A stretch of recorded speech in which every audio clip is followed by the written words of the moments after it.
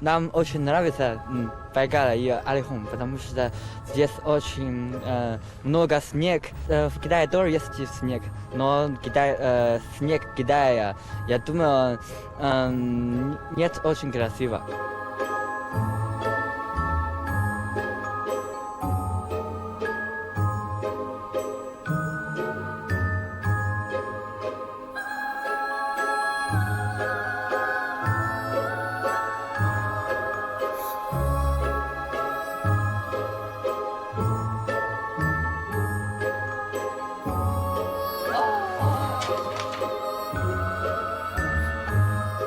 Туристы из Китая очень любят рис. И, знаете, очень интересно, что обычно мы на завтрак варим кашу на молоке, знаете, ну, как обычно русский завтрак, там, блинчики, все такое.